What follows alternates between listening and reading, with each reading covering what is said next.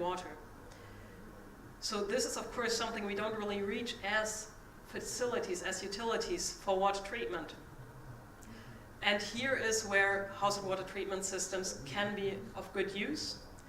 And of course we can say the aim should be everyone should rely on centralized systems. But from my point of view, that is not realistic. If we look at rural population, of course globally we have an increase of urbanization. Less and less people in a percentage live in the rural areas. Still, it's quite a percentage. And to reach all these areas, to put pipework networks out there, most of you will know pipework systems is one of the most expensive part in our water distribution systems. So this cannot be the solution. So from my point of view, especially these household water treatment systems where people can individually actually take care of the water quality themselves are really a good thing, and we should, even as like advanced technical engineers, we should still remind ourselves there are always low-tech solutions. We don't always have to go for the high-tech. We will all agree we can make drinking water out of wastewater, not a problem. But who will accept it, who will pay for it, and can I actually apply it everywhere? So once in a while, I think we should step back a bit and look what can we actually do with low-tech, small solutions. And affordable, of course. So we have three main classes of the household water treatment systems. We have the chemical treatment that is far spread. You probably all know chlorination. One problem with that is a lot of people don't like the taste, me included. I really don't like the taste of chlorinated water for drinking. It's just something you really feel, okay, it's not how water should taste like.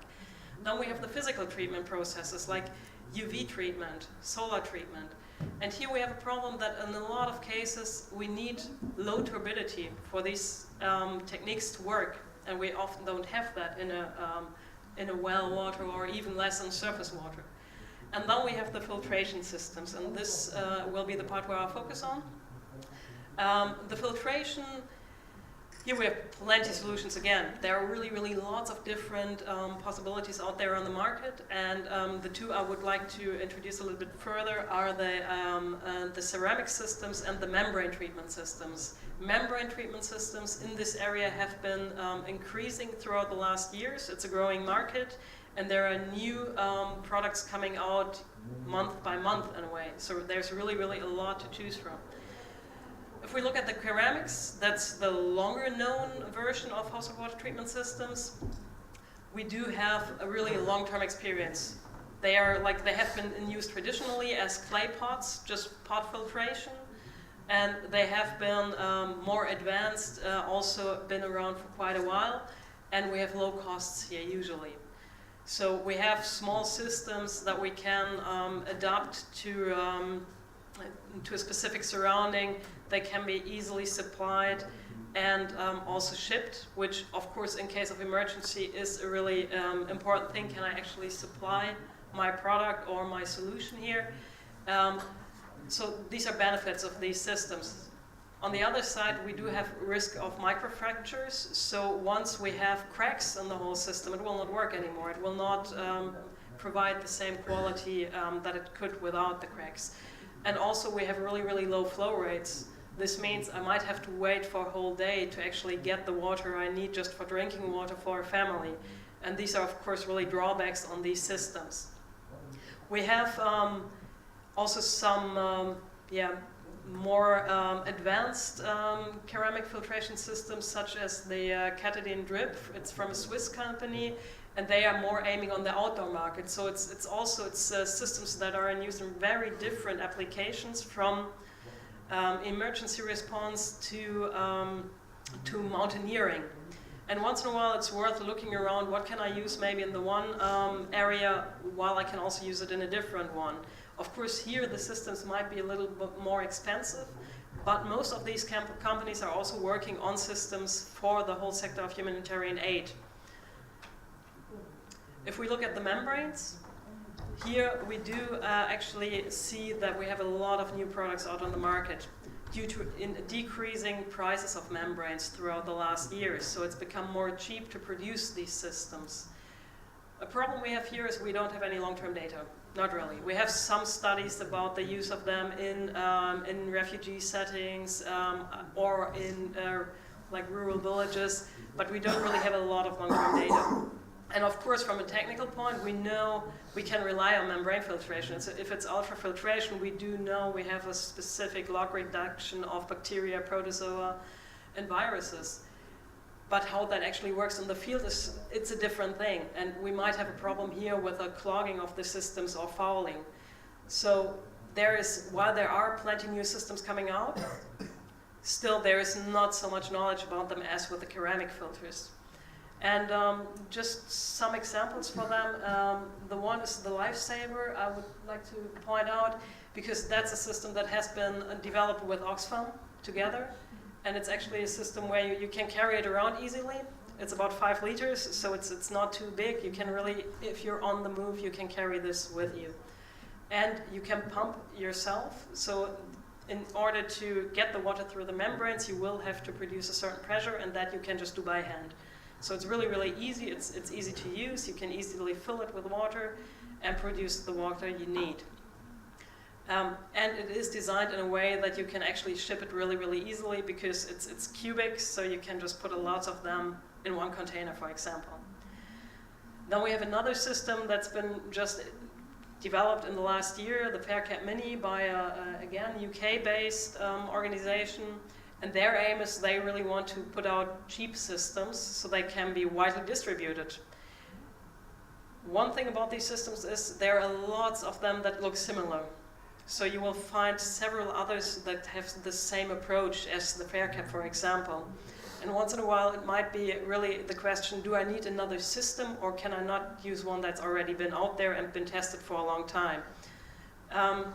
So if we do want to choose such a system, and let's say we have a situation where we have an informal settlement and we still want to increase the quality of the water there, and we don't have a centralized system in place yet, usually in refugee camps we do have to do chlorination.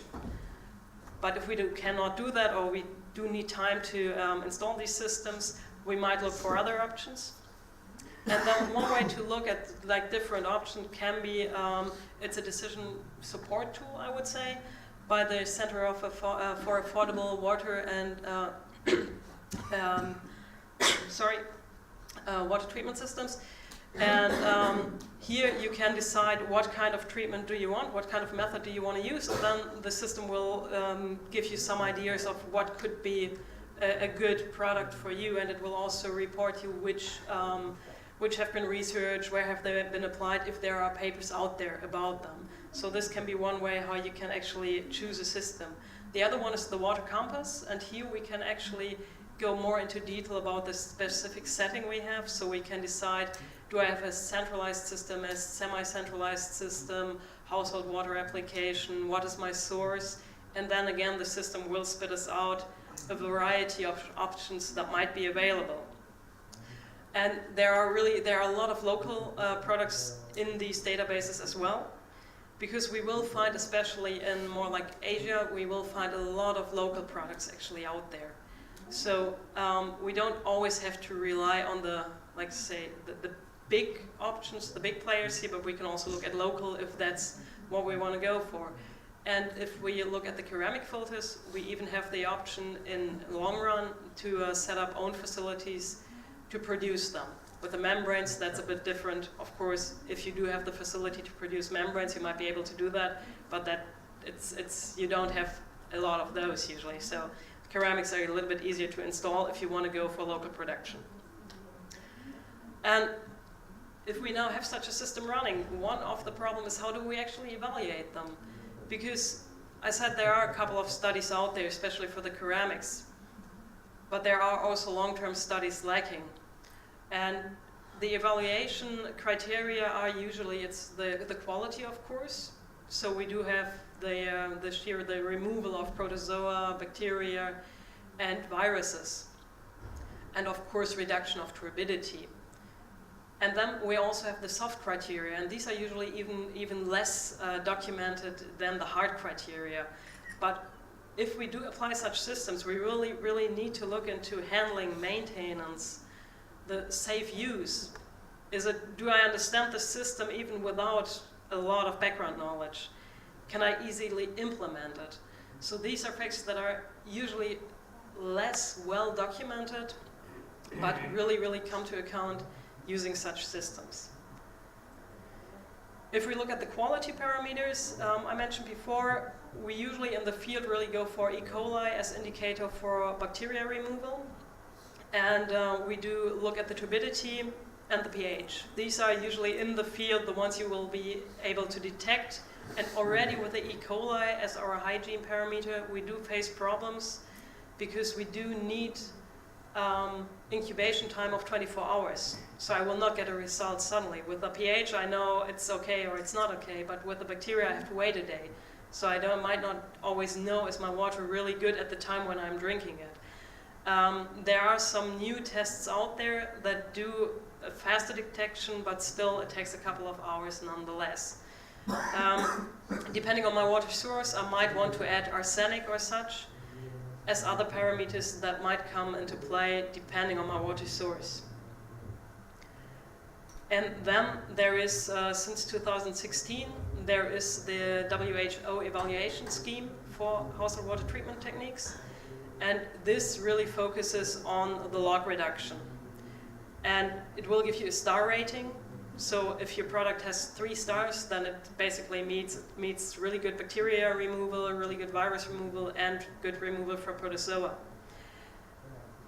3 stars is not always what you need. Really, depending on your source, you might be fine with a log 2 reduction. So that is something where the WHO scheme might be an indicator whether your product might be suitable or not, but you really have to look at your specific circumstances. And if we look at the last results of the evaluation scheme, we will see that mainly the membrane ultrafiltration met the highest criteria, which we would expect. With a technical background, we would expect that. We would say, okay, we know membranes, we know how they work, so if they let through the bacteria, they are malfunctioning. So this is sort of expected. In this first round, there has been no ceramic product tested. So this really is only a small amount of the products that are out there on the market. And I think there are plenty more options than just the ones tested so far. And the WHO scheme also requires really advanced labs. And it does not take into account handling. So I think if we want to apply such systems, we do have to look into handling more, not only the quality parameters, and we really have to focus on the community where we want to implement them. Thank you.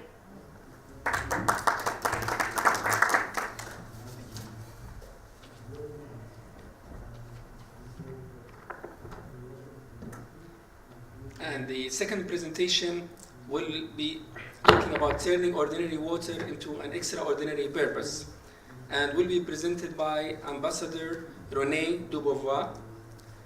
She is a modern-day Renaissance woman with a success as an international award-winning speaker, lifestyle coach, empowerment lecturer, brand strategist, social entrepreneur, global humanitarian with a passion for outreach to the world's most impoverished citizens, and author of The Power of Emotional Intelligence. Please.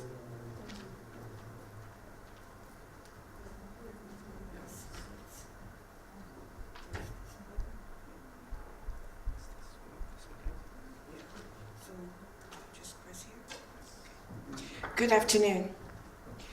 Okay, are you in for a big surprise? Because unlike the gentleman and my sister over here, I am not a brilliant engineer. So please do not expect to hear all of this great technical stuff, because that's not me, and I didn't come for that. I almost feel like running out of here. No kidding. They are brilliant engineers, and I'm sure I'll have great conversations with them. The other thing I want to tell you is, as a speaker of many years, I am not used to standing behind a podium. I'm one of those speakers who moves across the stage. Well, thank you very much. I can't do that because there's a table here. So I am forced to stand here behind this podium. Lovely. Okay, now that you know who I am, and I got them to stop talking in the booth the moment I opened my mouth. So I can hear myself think now. I really appreciate those of you who are in here today. I know you had a choice, and I thank you for choosing to come in here. Now, we're supposed to talk and present to you about crisis through utilities, and I'm going to do that, but I'm going to do it from a different perspective, from a different view. And what I'm going to say to you, I'm in hopes will make you think. Think about water, crisis as it relates to water in a different way.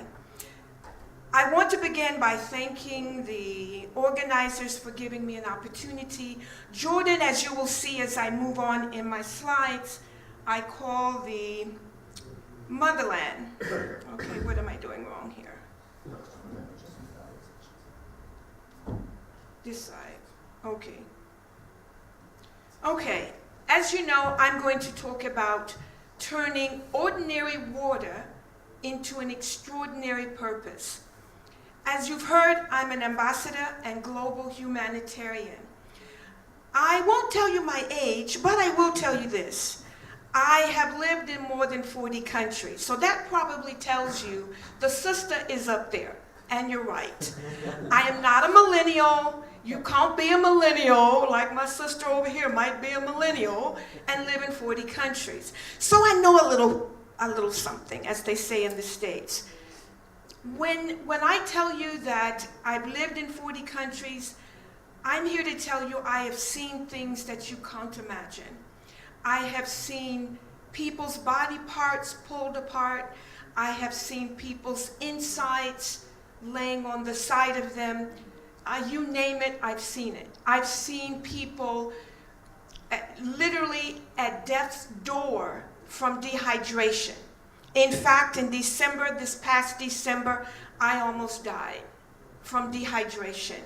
I went out to celebrate, never mind what birthday, but my birthday in December, I got really bad food poisoning from seafood, and I thought it would pass, and I kept taking all these home remedies.